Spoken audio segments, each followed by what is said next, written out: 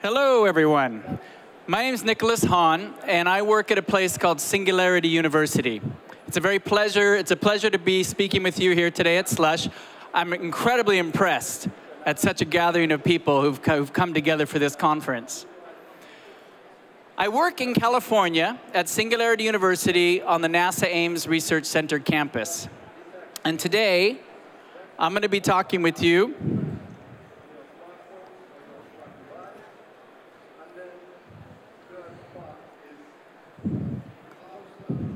trick question. I'm going to be talking with you about our mission at Singularity University, and I'm going to be explaining two underlying concepts that underpin everything that we do at Singularity University, and I'm going to talk about some implications of what we call exponential technology, and I'm going to make it an exciting announcement.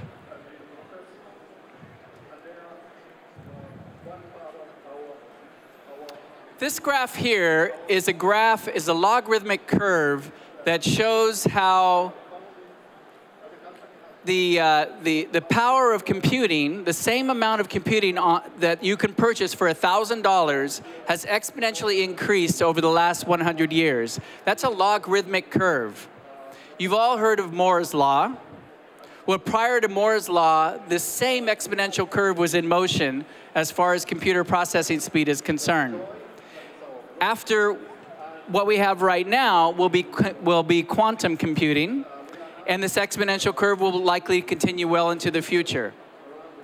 One of our founders, Ray Kurzweil, is a futurist, and he looks at how these curves, where they end up, what becomes possible when you start to project 5 years, 10 years out into the future.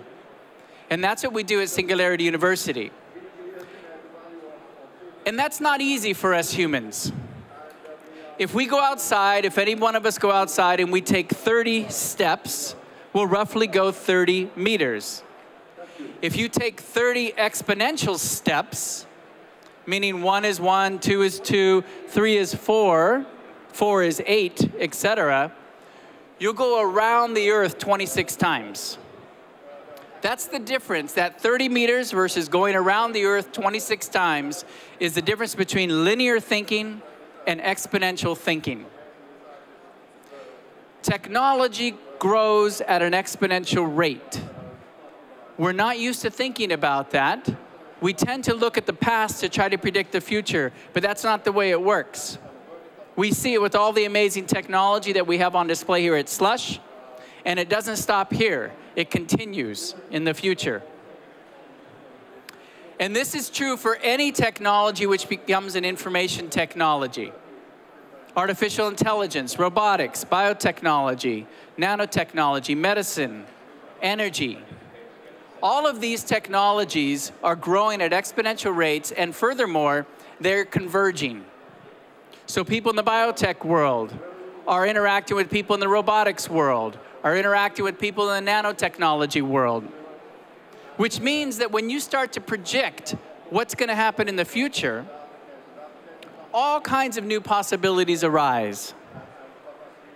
And in fact, the future is already here for many of these technologies, such as driverless cars, such as making energy from algae, such as reading brain waves, etc.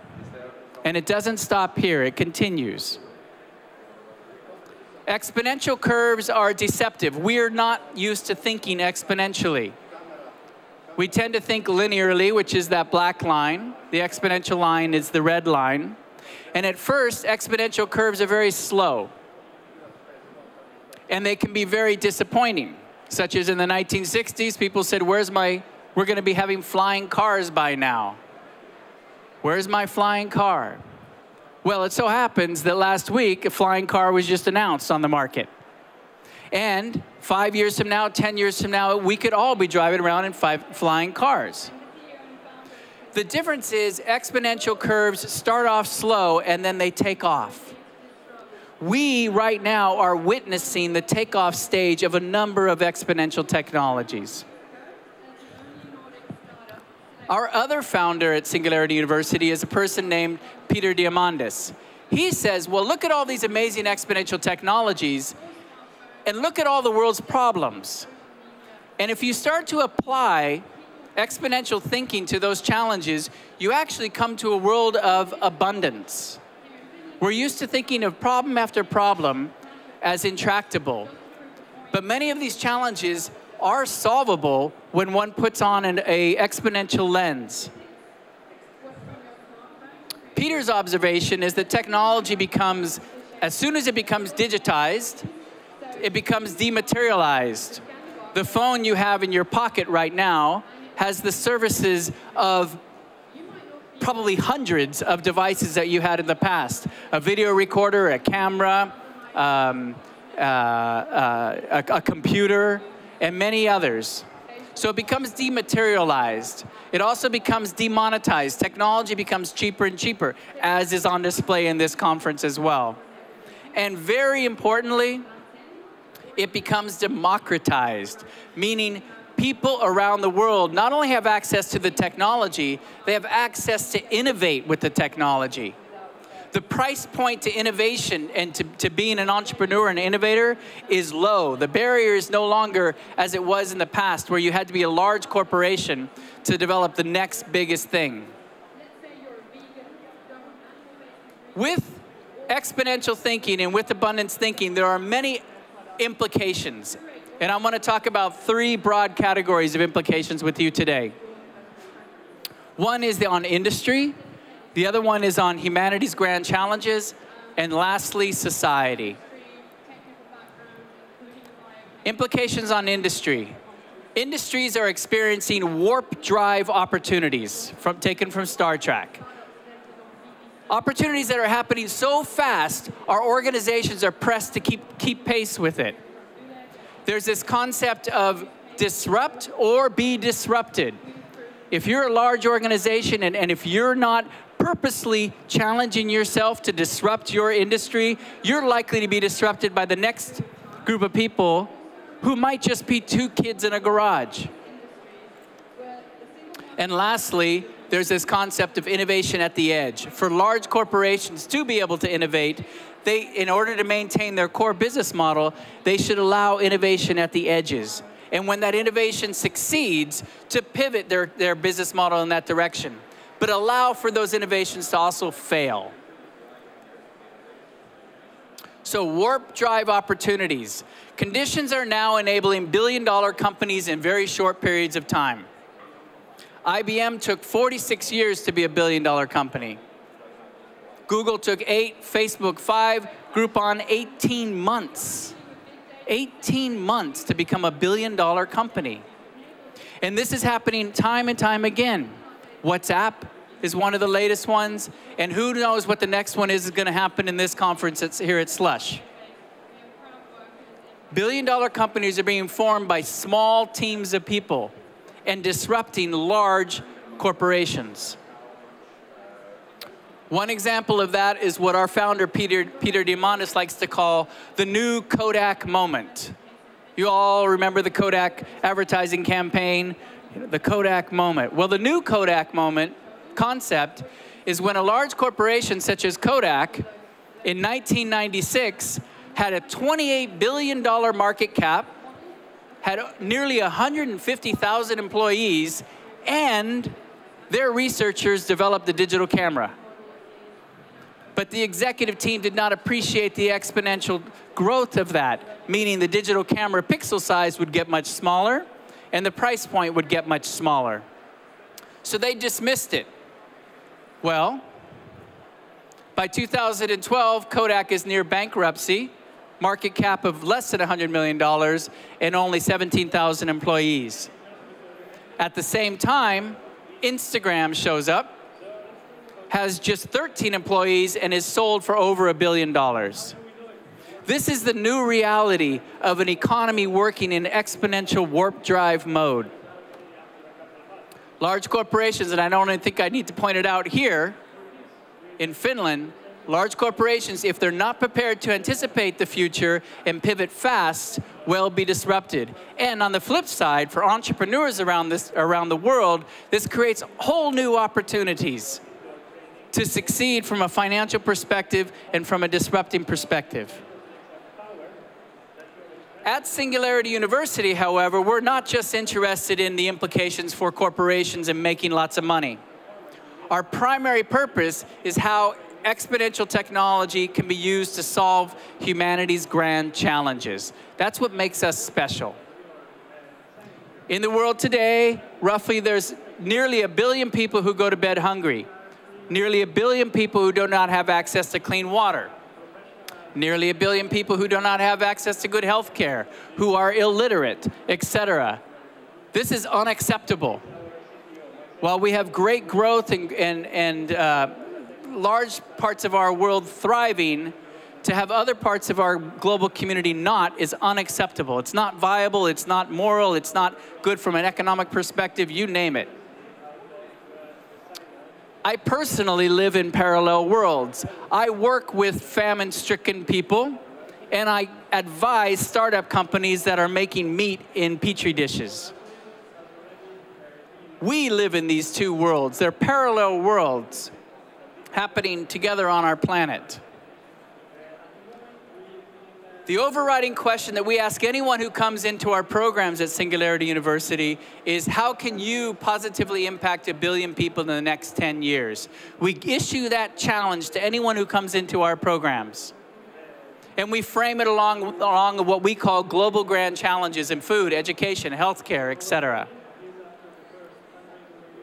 So what are some implications on humanity's grand challenges? Number one, global challenges are local. We think of them as somewhere else, but in fact, they're local. The Ebola outbreak in West Africa affects us here, either because it's going to infect Finland, or it affects our travel, or it affects the global economy, or it affects the price of chocolate that you might like to eat because workers are not able to go and make chocolate. So global problems are local. Second is putting on an abundance mindset, not focusing on the problems per se, but on the solutions. Thirdly, something that we call system-centered design. Next is the great innovation transformation. And then opportunities for industry transformation. So the abundance mindset looks at something like water and says, okay, if all the water's resources are in that large blue circle and fresh water is in the small circle, that looks like a very scarce resource that we have to share on planet Earth.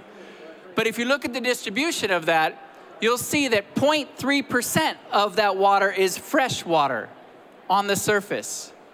That means that all the other water on the Earth, we're not using, we're not tapping into. That means whoever can solve desalination at a cheap price point and a cheap energy point has a huge opportunity waiting for them. Water is not a scarce resource, it's just not utilized in a way that's accessible to us now. Same thing for solar. 10 seconds of sunlight gives us a day of humanity's needs. 1 hour of sunlight gives us 1 year. The question is, how do we access it? What technologies can we use? One of the previous speakers mentioned that the price of solar has gone down 100-fold in the last 3 decades. And in the United States, it's reaching price parity with fossil fuels. The Great Innovation Challenge, a magazine called Foreign Policy, had this on their front cover: Can Silicon Valley save the world? Which really hits home to me, working in Silicon Valley and trying to save the world. And the answer is no. Silicon Valley can't save the world. And the reason why is twofold. One, technology-driven solutions oftentimes have no relevance for the places that they were best designed for or intended to be designed for. And two, Silicon Valley can't scale up. Innovators around the world are being empowered to come up with solutions themselves. We're introducing a concept called system-centered design. I don't have time to go through it with you. But one thing I do want to point out is this great innovation transformation. A book was just issued by Walter Isaacson, who wrote Steve Jobs' biography, and now he's written a book about the innovators. And it's a storyline of the people like Steve Jobs and Bill Gates who helped us create all this amazing technology. Well, the difference is the future will not be just in the hands of a few people. The power to innovate, the democratization of technology means that knowledge, access to technology, and capital through things like crowdfunding are increasingly in the hands of people around the world who are most experiencing the challenges. This will radically transform the way innovation is done. Just a couple weeks ago, I was in Argentina. In small rural schools in Argentina, they're learning how to make robots. So this isn't something that's unique to Helsinki or Silicon Valley. Everywhere in the world, innovators are being empowered to create things with technology. Also, in industry, there are many areas of transformation, which I do not have time to go into. Implications on society, I want to mention two. One are jobs. We have a lot of concerns at Singularity University about the implications of exponential technology on jobs. One study estimated that within the next 20 years, 46% of occupations as we know them will disappear. What this means for society, we do not know. Another one is a more existential question. None other than Elon Musk, about a week and a half, 2 weeks ago, went back to MIT, and he said that creating artificial intelligence is like unleashing the demons. Once they're out, they never go back. And will existentially challenge what it means to be human forever. We don't take a position at Singularity University about good or bad, but this is the kind of question we as a society need to be discussing. And we're definitely not having that discussion. Singularity University, we do education, innovation, and we have a community. In particular, we have something called a graduate studies program. It's a 10-week program, and we also have executive programs, 5-day programs. I was going to show you some examples of team projects. I do not have time because I want to.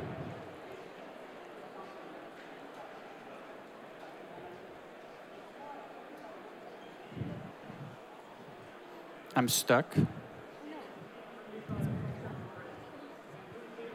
Oh, there we go. So we have something at Singularity University called a Global Impact Competition.